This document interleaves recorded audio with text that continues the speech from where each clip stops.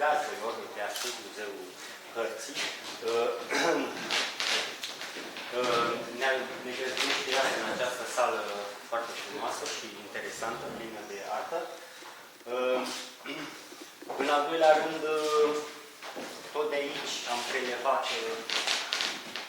foarte multe hărți prin amabilitatea dumnealor, hărți care au intrat în posesia mea și pe care le-am organizat cumva și am încercat să găsesc un sens al lor, o semnificație. După aceea, colegul nostru Mihai, care a organizat acest eveniment, nu e mare lucru și știm cât de complicat este, și dumneavoastră tuturor pentru atenția în următoarele 10 minute. Fotografia Boriens, 5 secole de cartografie în spațiu istropontic. După cum am spus, am avut multe hărți, circa 300, începând din secolul XV până în secolul XIX și am încercat să le dau un contur, astfel încât să reiasă câteva concluzii asupra analizei acestor hărți. În primul rând, câteva cuvinte despre hartă. Bineînțeles, știm cu toții ce înseamnă hartă. Ideea este că harta reprezintă un mijloc de comunicare general valabil, universal. Pe o hartă reprezentăm spațiu, dar reprezentăm și diferite tipuri de fenomene. Practic, orice fenomen care se desfășoară acum în zilele noastre sau în trecut, poate fi reprezentat pe o hartă. De la fenomene lingvistice până la fenomene sociale actuale. Deci, practic, ea condensează câteva astfel, aceste procese și transmite foarte multe informații. Ca și cuvintele, harta are o hermeneutică. Ne uităm la ea, ne spune câteva lucruri, dar ea nu poate fi niciodată în totalitate traductibilă. Fiecare se uită la ea și înțelege ce vrea. Mai mult sau mai puțin. Deci este un mediator între lumea mentală și cea reală, fizică. Harta, iarăși, ea de-a lungul timpului a atras, tocmai din cauza acestei dualități a simbolisticii ei și, de exemplu, un scriitor contemporan francez, Houellebecq, spune că harta este mai interesantă decât teritoriul în sine, pentru că ea simplifică și idealizează un spațiu care în realitate e mult mai complex și mult mai complicat. Și atunci preferăm să ne uităm la o hartă, să zicem că am înțeles ceva din ea, dar în realitate lucrurile sunt mult mai complicate. Reprezintă un element în care memoria, bineînțeles, este stocată cu funcție mnemonică, mai ales în perioada medievală, antemedievală, înaintea apariției tipografiei. Dezvoltarea hărții și apariția tipografiei sunt legate în mod strâns, pentru că hărțile vechi reprezintă o reflecție a culturii și a civilizației la un moment dat. Ea reprezintă puterea științifică, caracterul științific și puterea politică a unei societăți, a unui imperiu la un moment dat. Trecerea de la stadiul hărților cognitive la faptul de a le desena, de a le concepe, reprezintă un moment foarte important, pentru că denotă capacitatea rațională a oamenilor, mai ales privirea gândirii abstracte. Practic, încerc să abstracționez un spațiu pe care îl văd. Ele, bineînțeles, deschid, iarăși, foarte multe oportunități de a reorganiza informații. Pur și simplu pentru că am aceste mai multe perspective. Și, bineînțeles, de-a lungul timpului, asta o să vedem, ele devin dintr-un simplu desen, practic, un element științific, matematic și tehnologic. Coreografia Orient. Câteva cuvinte despre acest titlu, de ce am ales această noțiune. Odată cu apariția hărților, oamenii sau creatorii lor le-au denumit mai multe feluri. În același lucru. În Evul Mediu apare termenul de mapa mundi. Foarte cunoscută este cartea lui Framauro sau cărțile lui Sebastian Münster. Apoi avem termenul de portolani, din greaca veche periploi, adică portulan, care conținea date geografice, istorice, politice, economice, erau amestecate. Apoi se folosea de asemenea și termenul de tabula, adică o tablă pe care era desenată harta. Acest termen de tabula a trecut mai târziu, a fost înlocuit de carta, care și el provine din greacă. Așa. Dar pentru această lucrare am ales termenul de coreografia din două motive. În principiu, un motiv este legat de dimensiune și al doilea de calitate. Grafia înseamnă ceva desenat, coros din greacă, regiune, district. Deci, iată, avem o regiune, practic, reduce această dimensiune la o regiune în raport cu geografia sau cosmografia, care este un studiu pe o suprafață mult mai mare. Iar în privința calității, tot așa, în manuscrisele recopiate după originalele grecești, într-un volum al lui Aristotel, Organon, el are un capitol acolo, categoriile, în care menționează această coreografie ca fiind un studiu de mici dimensiuni, dar de o calitate excepțională. Iarăși în raport cu geografia, care e un studiu mai mare și cu o calitate mai îndoielită. Deci, iată, avem pe de o parte calitatea, pe de o parte cantitatea. Coreografia, geografia sau cosmografia. Al doilea termen, Orient, e vorba de Orient.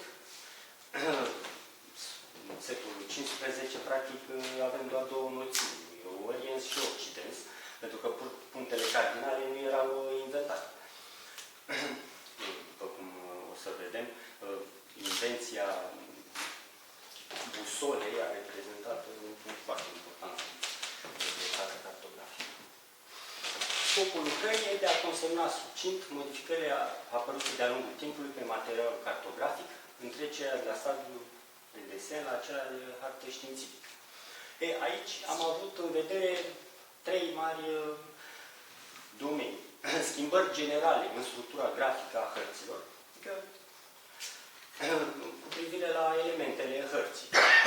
Unele au cartuși, altele nu au cartuși. Aspectul cromatic, unele sunt colorate, altele sunt făcute în alb-negru. După aceea, odată cu evoluția, în timp s-a trecut de la litografie la tehnicile moderne, sau de la gravură la litografie și apoi la tehnicile moderne de imprimare. Toate acestea se văd, sunt calități care se văd pe hărți. Schimbări diacronice în relația hartă-sursă, deci, practic, cel care crea o hartă avea nevoie de niște surse. La început, ele, practic, au fost copiate după manuscrisele grecești. După aceea, încetul cu încetul, cum s-a mai discutat aici, cum a și colegul nostru, ei, cartografii, au început să adauge informații. Fie din auzite, fie din ce citeau, din memoriile altora și ulterior s-a trecut la studiu concret pe teren, prin ridicări topografice și pe teren. Precum și eroziunea autorității reprezentate de textele antice. odată cu dezvoltarea cartografiei, apar noi surse de informație și, practic, autoritatea religioasă începe să diminueze. Există o legătură directă acolo. Cu cât sursele sunt mai științifice și mai clare, cu atât caracterul religios începe să diminueze din putere. Și 3 schimbări sincronice în reprezentarea relațiilor timp-spațiu și istorie-geografie. În sensul în care, spre perioada modernă, cartografii realizează că pot să reprezinte și alte aspecte, alte layere pe aceste hărți, de exemplu, apariția hărților istorice. Pot să reprezint istoria pe o hartă geografică.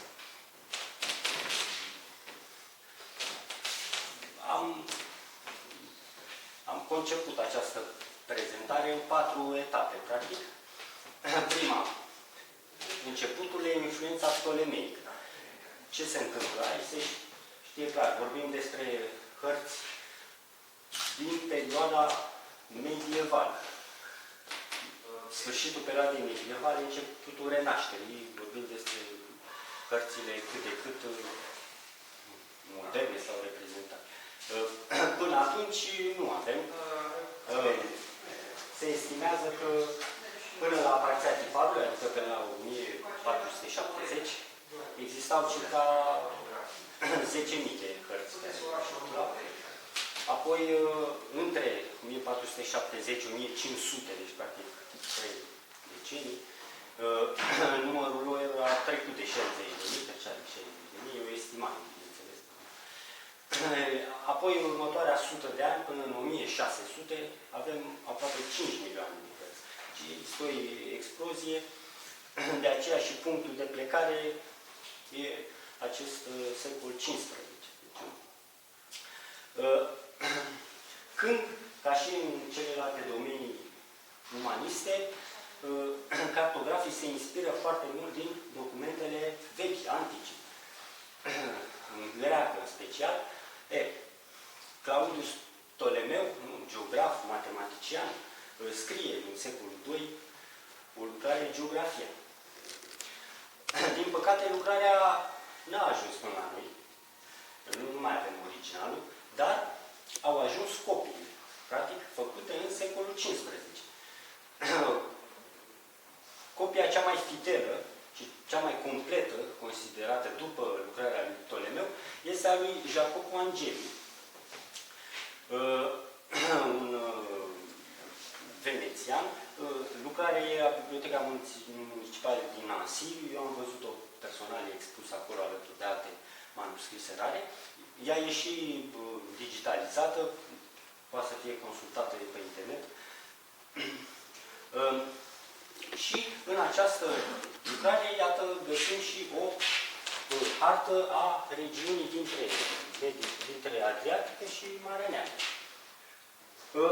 Bineînțeles, cu foarte multe erori, estimări, nici elemente nu are prea multe, dar totuși e consemnată. Dacia, Tracia, cele 2 puncte cardinale, Occidens, Oriens, și o mică proiecție. Aici vedem,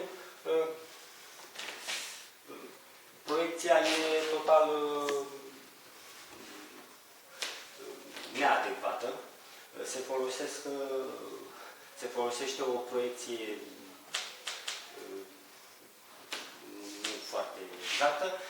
Ideea e că Ptolemeu nu a venit, el nu scrie, nu are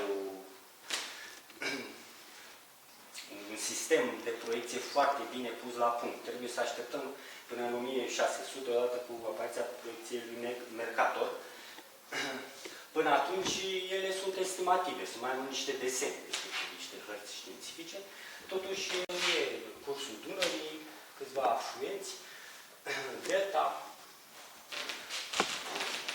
Asta e, deci, copia după manuscrisul lui Ptolemeu, fără nicio adăugire, se crede. După 120 de ani, Avem faimoasele hărți ale lui Sebastian Münster, care a fost un geograf, cartograf german, profesor la Basel. El are două lucrări, geografia și cosmografia. Asta este din geografia. Vedem același cadru, practic, între Marea Adriatică și Marea Neagră, cu câteva casete în care sunt trecute denumiri ale orașelor importante, din Dacia, Dacia mult mai mare aici, așa, și Tracia. Ce aduce el în plus, practic, încă e o serie, el a copiat harta lui Ptolemeu, dar vine și cu o serie de informații în plus. Bineînțeles, suntem în perioada când informațiile încep să apară și cartografii le consemnează pe aceste cărți. Mai departe, etapa a doua, Dunărea ca spațiu de interferență între lumea creștină și cea musulmană. Suntem în secolul al XVII-lea, deci secolul al XVII-lea. Deja știința cartografică avansează, progresează. Avem proiecția lui Mercator, care e extrem de importantă. Practic, apar punctele cardinale, est, vest, nord, sud, și această poziționare, tipul pe care îl avem și astăzi, de poziționare geografică a hărții, pentru că înainte de aceasta, hărțile aveau o problemă de poziționare. Cunoaștem foarte multe hărți de ev mediu, începutul evului mediu și mai departe, după aceea, când nu știm care e nordul, care e estul, ele sunt poziționate în funcție, de obicei, de un monument important, de un templu. De exemplu, avem niște hărți prin Roma, ale Romei, ele sunt poziționate în direcția templului. De asemenea, hărțile făcute de cartografii arabi, din Bagdad, ele sunt poziționate spre sud, adică spre Mecca. Și așa mai departe, hărți creștine, care au un fel de paradis în partea de nord. Deci nu știm concret. Prima harta Marii Britanii, de exemplu, cunoscută completă, datează din 1050, poziționată spre est. Odată cu apariția busolei, probabil inventată prin Asia, prin chinezi, avem aceste puncte cardinale și apoi apare, în 1596, apare proiecția Mercator, care practic stabilesc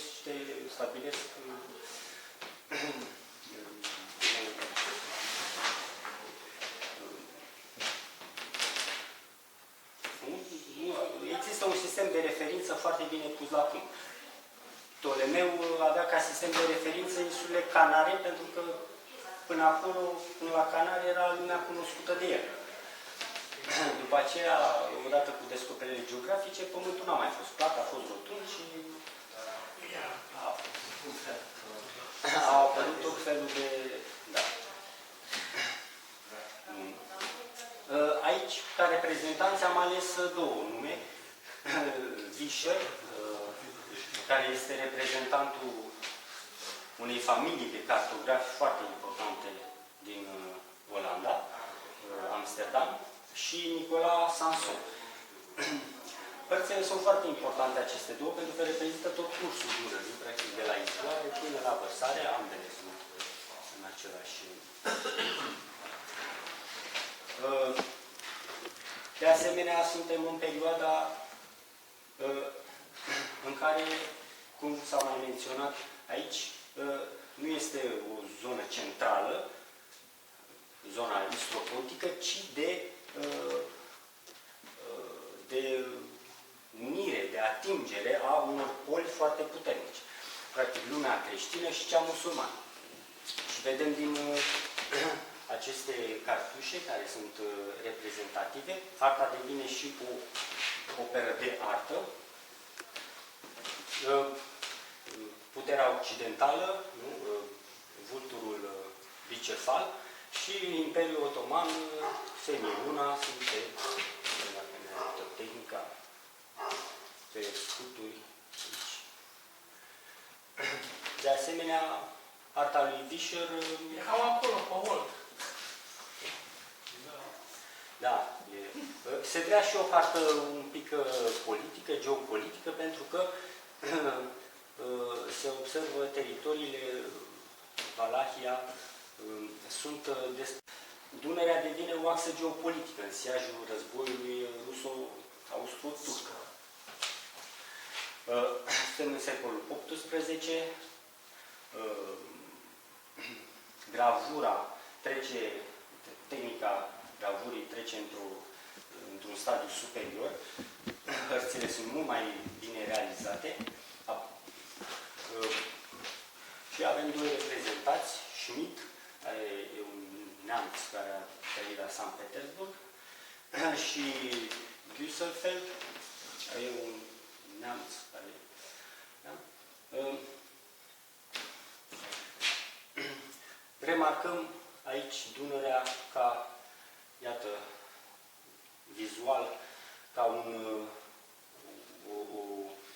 suport al provinciilor românești. Sunt cele două provincii, Valahia, Moldova, reprezentate, orașele principale pe Dunăre. Cei doi, ca surse ale hărților, cei doi au folosit hărțile vechi, bineînțeles, dar și încep cartările și indicările topografice în teren, practic, din cauza conflictelor militare. Interesant, harta lui Güsfeld e făcută pentru scopuri educaționale. Avem și o diferențiere cromatică aici între Valahia și Moldova, tocmai pentru a fi reținută mai ușor, și numele în franceză, deci pentru scopuri didactice în Occident. De asemenea, pe lângă orașele care sunt reprezentate, apar și mănăstirile, unele mănăstiri, lângă București, aici la Plumbuita, Sinaia. Interesante și pasurile care sunt în Carpați, între regiuni.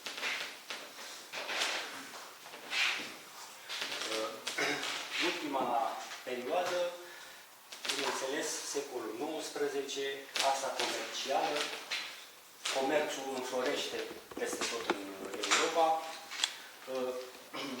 Oamenii își dau seama că apele unui fluviu sunt foarte importante din punct de vedere al transportului de mărfuri.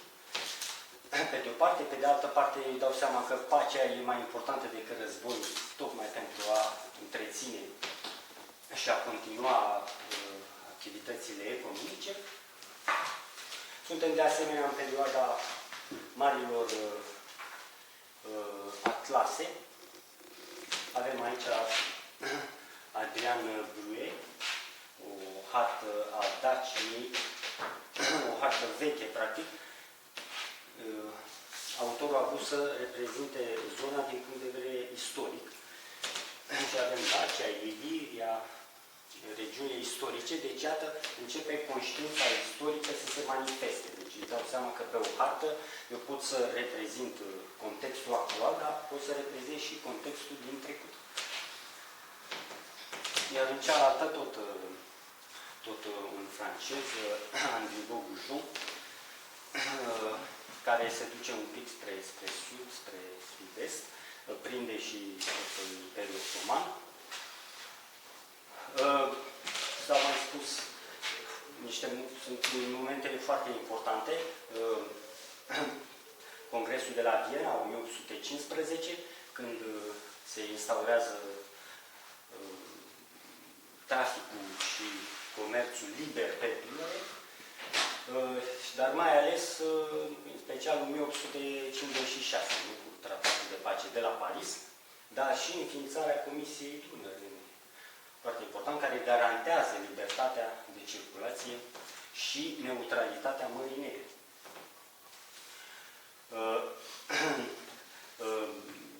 Iar apoi, Comisia s-a ocupat și de dranarea brațului Sulina, făcând, cum s-a arătat aici, făcând din Sulina un oraș foarte importantă, populație internațională. Principiul cam aceasta ar fi pe scurt, așa, o trecere în revistă a acestor perioade cartografice. Ca încheiere, e clar că Dunărea a jucat un rol structurant, cel puțin aici în spațiul astropontic, a structurat raporturile de forțe. De-a lungul timpurilor, cultura s-a schimbat, lucrurile vechi au fost înlocuite de cele noi, latina în partea occidentală a fost înlocuită de limbile, încet de limbile naționale și slavona în partea orientală tot de limbile naționale, apare un sentiment naționalist de delimitare a țărilor și asta se vede cel mai bine pe hărți. Practic, harta e exact o imagine a unei astfel de structuri geopolitice, geopolitice a națiunilor. În România, cărțile au fost importante încă de la apariția lor, Niște Canteniu, știm toată istoria. A existat și o tradiție geografică alături de aceste cărți și toate aceste aspecte au dat naștere la apariției, de exemplu, în 1875 a Societății de Geografie din România, sub patronajul regalității. După aceea au apărut tot felul de publicații și au contribuit la dezvoltarea geografiei ca știință. Cam asta ar fi, dacă vă mulțumesc.